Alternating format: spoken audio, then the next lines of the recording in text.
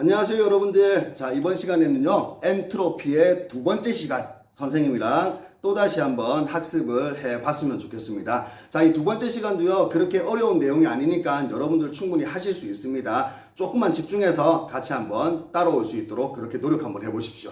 자, 첫 번째는요 우리가 요거부터 먼저 한번 배워봅시다. 자, 우리가 말하는 개라는 게 있어요. 개. 그럼 개가 무엇이냐? 자, 여러분들 요렇게 기억하세요. 자, 요렇게 동그라미를 하나 그리고요. 요 동그라미 안쪽을 우리는 개, 다른 말로 하면 시스템이라 할 겁니다. 그리고 이 동그라미 바깥쪽을 우리는 주위라 부를 거예요. 그리고 여기를 서라운딩이라고 이름을 붙일 거예요. 자, 개는요 화학 반응이 실제로 일어나는 곳을 개라 그럴 거예요. 그러면 그 반응이 일어난 나머지 부분, 뭐 온도나 압력 같은 외부의 요인을 우리가 뭐라 부른다? 주위라고 부를 거예요. 그리고 이 개와 주위를 합친 걸 우리는 전체라는 이름으로 사용을 할 겁니다. 그리고 여러분들이 대학에 들어가면요 전체라는 이름 대신에 우주라는 개념으로 또다시 학습을 하시게 될 겁니다. 자, 그러면 우리가 배워야 될 실제 주인공, 화학 반응이 일어나는 곳, 이 개의 무엇에 대해서, 종류에 대해서 여러분들과 같이 한번 수업을 해보고자 합니다.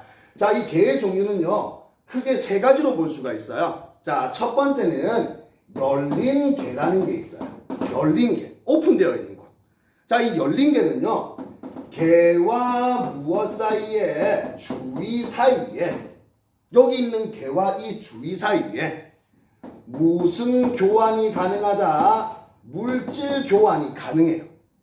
거기다가 하나 더 있어요. 물질 교환뿐만 아니라 에너지 교환도 가능한 곳이 열린 개입니다. 열린 개. 자, 그에 반해서 이번에는요 여기에다가 이렇게 알려드릴게요. 자, 무슨 개라는 곳이 있다? 닫힌 개라는 곳이 있어요. 자, 이 닫힌 개는요 마찬가지로 개와 무엇 사이에, 주위 사이에, 이번에는 잘 보셔야 됩니다. 무슨 교환은 되지 않습니다. 물질 교환은 일어나지 않습니다. 오로지 무슨 교환만 가능하다? 에너지의 교환만 가능한 곳이 우리는 닫힌 개라고 이렇게 이름을 붙여주는 거예요. 자, 이번에는요 선생님이 이렇게 적을게요. 자, 무슨 개라는 곳이 있다? 고립개라는 곳이 있어요. 말 그대로 고립되어 있는 곳이에요. 그럼 여기는요 개와 무엇 사이에, 주위 사이에, 자, 고립되어 있어요. 무슨 교환 일어나지 않는다? 물질 교환 일어나지 않아요. 고립되어 있어요. 무슨 교환도 일어나지 않는다? 그쵸. 에너지의 교환도 일어나지 않는 곳입니다. 그러면 여러분들은 열린 개, 닫힌 개, 고립개 크게 두 가지로 나누세요. 물질 교환과 에너지 교환. 둘 다 일어나면 열린 개, 둘 다 일어나지 않으면 고립개. 그리고 중요한 거, 물질 교환은 일어나지 않지만 에너지의 교환이 일어나는 것을 우리가 뭐라 부르겠다? 닫힌 개라고 이름을 붙이겠다는 거예요. 자, 그러면 선생님이 여기에다가 그림을 세 가지를 그려볼 테니까 여러분들이 각각 어느 개에 해당하는지 한번 맞춰보세요. 자, 첫 번째는요 그림을 이렇게 한번 그려볼게요. 자, 플라스크의 뚜껑은 이렇게 열어놨어요. 그리고 여기에다가 물질을 넣어놨어요. 자, 두 번째, 플라스크를 이렇게 준비했어요. 그리고 여기에다가 뭘 넣어놨다? 물질을 넣어놨어요. 그리고 여기에다가 뚜껑을 이렇게 닫아놨어요. 뚜껑. 자, 세 번째는 보세요. 플라스크에다가 물질을 이렇게 넣어놨어요. 그리고 여기에다가 뭐도? 뚜껑도 이렇게 닫아놨어요. 그리고 여기에다가 선생님이 단열재를 이렇게 둘러 씌웠어요. 단열재. 그럼 하나씩 한번 맞춰볼까요? 여기 한번 보세요. 뚜껑이 열려있어. 쏟아질 수 있죠? 물질이 밖으로 빠져나가거나 밖에 있는 물질을 안에다가 집어넣을 수 있어요. 무슨 교환이 가능하다? 물질 교환이 가능해요.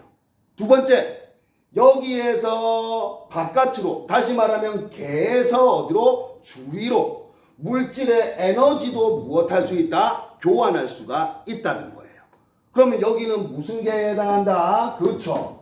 열린 개에 해당한다라고 우리가 볼 수 있다는 거예요. 자, 이번에는 여기 한번 보세요. 얘는 뚜껑이 닫혀 있죠. 그러면 물질의 교환이 있을 수가 있다 없다? 없다는 거예요. 그럼 물질 교환은 안 돼. 하지만 여기에서 우리는 에너지의 교환은 일어날 수가 있다는 겁니다. 그럼 여기에는 무슨 개라 부르자? 그쵸? 닫힌 개라고 이름을 붙입시다. 자, 이번에는 여기 볼까요? 뚜껑도 닫아 있어가지고요. 우리는 물질 교환도 안 돼요. 그리고 무슨 재? 단열재에 둘러싸여 있어요. 그러면 열에너지의 교환도 일어날 수가 없다고요. 에너지의 교환. 그래서 여기를 우리는 무슨 개라 부른다? 고립개라고 이름을 붙이겠다는 거예요. 물질 교환 가능, 열에너지의 교환 가능. 그럼 여기는 열린 개. 물질 교환 불가능, 열에너지는 교환 가능. 그럼 여기는 닫힌 개. 물질 교환 불가능, 단열재 때문에 열에너지도 불가능해요. 이동이. 그럼 이때는 무슨 개? 고립개라고 이름을 붙이자는 겁니다. 예를 들어서 고립개 같은 경우는 우리 쉽게 얘기할 수 있는 보온병 있죠. 보온병. 뚜껑을 닫아놨어요. 그러니까 물질 교환 안 되죠. 보온, 열 교환도 일어나지 않는다는 거예요. 그리고 이 고립개의 대표적인 곳은요. 우리가 알고 있는 우주, 유니버스 이런 우주도 마찬가지로 무슨 개? 고립개에 해당한다는 겁니다. 자, 이렇게 우리가 개의 종류가 무엇이 있는지 한번 살펴봤어요. 그럼 두 번째는요. 선생님이랑 요거 한번 살펴봐요. 반응의 무슨 성이라고 선생님이 적어놨죠? 자발성이라고 적어놨어요. 반응이 자발적으로 일어나느냐 또는 비자발적으로 일어나느냐. 자, 이 반응의 자발성을 판단하기 위해서는요. 여러분들은 꼭 기억해야 돼요. 전체 엔트로피를 무엇하여? 활용한. 자, 전체 엔트로피를 활용해서요. 우리는 반응의 무슨 성을, 자발성을 판단할 수 있다는 거예요. 전체 엔트로피를 이용해서 반응의 자발성을 판단하자. 그러면 선생님, 전체 엔트로피는 어떻게 구합니까? 자, 여기다가 이렇게 적어줄게요. 전체 엔트로피. 자, 이 전체 엔트로피는요, 이렇게 표시할 거예요. 델타 S의 무슨 값이다? 전체 값이다. 전체 엔트로피. 그럼 요 놈은요, 우리가 이렇게 구할 수 있어요. 어디? 개의 엔트로피. 그럼 쉽게 말하면 개의 엔트로피의 변화량이겠죠? 그럼 여기는 어떻게? 델타 S 개 이래 적어줄 거예요. 자, 여기에다가 더해주세요. 무엇에? 주위의 엔트로피입니다. 그러면 다시 말하면 이 주위의 엔트로피라는 거는 델타 S 주위, 다시 말하면 주위의 엔트로피의 변화량을 더해달라는 겁니다. 그럼 여기에 이렇게 표시하면 되겠죠? 요런 식으로. 그렇죠? 전체 엔트로피는요. 개의 엔트로피 변화량에다가 주위의 엔트로피의 변화량을 더해주세요. 자, 개와 주위는 여기서 말했어요. 화학 반응이 실제로 일어나는 곳을 어디라 부른다? 개. 그 이외의 지역을 주위. 그리고 개와 주위를 다 합친 걸 우리는 뭐라 부르자? 전체. 그래서 전체는요. 개에다가 주위를 합한 값이라는 거예요. 자, 그러면 여기에서도 우리는 한 가지를 더 배울 수가 있겠네요. 자, 여기 한번 보세요. 무슨 개? 고립개. 선생님, 여기 나와 있는 고립개의 전체 엔트로피는 어떻게 구할 수 있을까요? 고립개 보세요.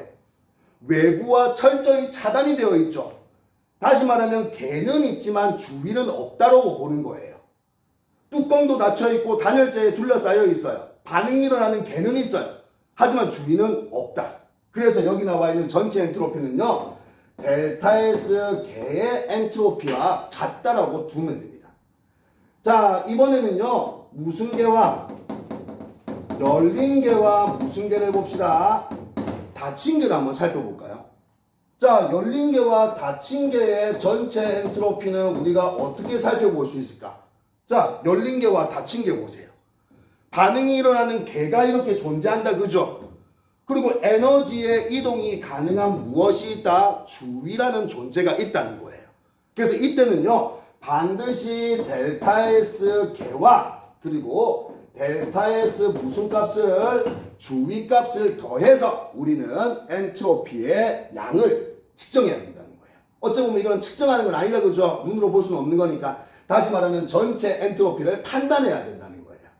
그러면 여기에서 우리는 이렇게 기억을 한번 해주세요. 자, 델타 S 무슨 값이 전체 값이 0보다 크대요. 다시 말하면 여러분들 잘 생각해 보세요. 우리 이거 배웠잖아. 자, 여기로 와봐. 엔트로피의 변화량은 무슨 엔트로피에서 나중 엔트로피에서 처음 엔트로피를 빼버렸죠. 그럼 다시 말하면 전체의 엔트로피 변화량이요. 나중 값이 처음 값보다 커졌다는 거예요. 그럼 이때는 우리는 무슨 반응이라 부른다? 자발 반응이라고 이름을 붙일 거예요. 선생님, 이게 커진다는 거는 무슨 말인 줄 알겠어요. 근데 왜 이게 자발 반응인가요? 전 시간에 했어요. 모든 물질은요, 엔트로피가 증가하려는 방향으로 스스로 이동한다 그랬죠. 그럼 아무런 조건 없이 스스로 변하는 반응, 무슨 반응이었나요? 그렇죠. 자발 반응이었어요. 자, 그러면 이번에는요, 요렇게. 델타 S 전체 값이 0보다 뭐 할 때? 작을 때. 그럼 이때는 우리가 반대로 무슨 자발? 비자발 반응이라고 이름을 붙이자는 거예요. 자, 여러분들 요거 다시 한번 더 보세요. 전체 값은요, 개값에다가 주위값을 함께 더해서 나타냅니다. 따라서 반응의 자발성을 판단할 때는요, 개값과 주위값을 항상 함께 고려해서 무슨 값을? 전체 값으로 판단을 해줘야 된다는 겁니다. 자, 델타 S 전체가 0보다 크대요. 다시 말하면 전체 엔트로피가요, 나중에 처음보다 크게 나왔다는 거예요. 그러면 전체 엔트로피는 증가한 꼴이겠죠? 엔트로피가 증가한다. 그럼 여러분들 엔트로피가 증가한다. 모든 물질은 엔트로피가 확률로 계산했잖아요. 증가하는 방향으로 이동한다. 그죠? 외부의 조건 변화 없이 스스로 엔트로피가 증가하는 방향으로 이동한대요. 그럼 스스로 이동하니까 뭐다? 자발 반응이라는 거예요. 그럼 반대로 요게 작아질 때는 0보다 반대 무슨 반응? 비자발 반응이라고 이렇게 볼 수가 있다는 겁니다. 그럼 이때도 여러분들 선생님이랑 같이 표를 한번 만들어 봐야 돼요. 자, 표를 어떻게 만드는지 한번 보세요.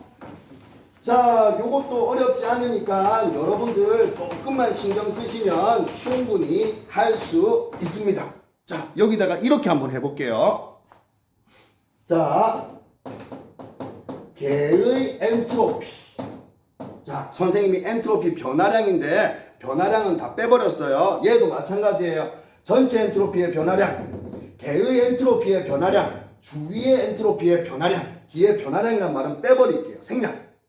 그러면 개 엔트로피. 그럼 여기에다가는요, 주위의 엔트로피. 그럼 여기에다가는요, 전체 엔트로피. 그럼 여기에다가는 이렇게 적을게. 반응의 자발성. 자, 이래 적었어요. 그럼 여러분들 하나씩 한번 판단을 한번 해봅시다. 개의 엔트로피. 자, 이렇게 적어줄게요. 개. 뭐보다 크다고요? 0보다 크다고요. 그 다음에 여기에는 이렇게 적어볼까요? 주위의 엔트로피가 뭐보다 큽니다? 0보다 크대요. 그럼 쉽게 얘기하면 여기 플러스 값. 여기도 무슨 값? 플러스 값. 그러면 전체 엔트로피는 당연히 무엇보다 크다? 0보다 크게 나타나요. 얘는 무조건이죠. 아무런 조건 없이 무조건 0보다 뭐 하게 된다? 크게 된다는 거예요. 그럼 얘는 우리는 이렇게 적을 수 있겠네요. 항상 무슨 반응이 일어납니다? 자발 반응이 일어납니다. 그럼 여기. 두 개를 더한 값이 무조건 플러스야. 그러면 무조건 0보다 크니까 자발 반응 항상. 자, 이번에는 이렇게 한번 해볼까요? 델타 S 개가 0보다 작아요. 여기에다가 델타 S 주위값도 0보다 작아졌어요. 그럼 쉽게 말하면 요 마이너스 요것도 두고 마이너스를 더하면 델타 S 무슨 값도 전체 값도 0보다 작아집니다. 그럼 이때는 우리가 뭐라 부를까요?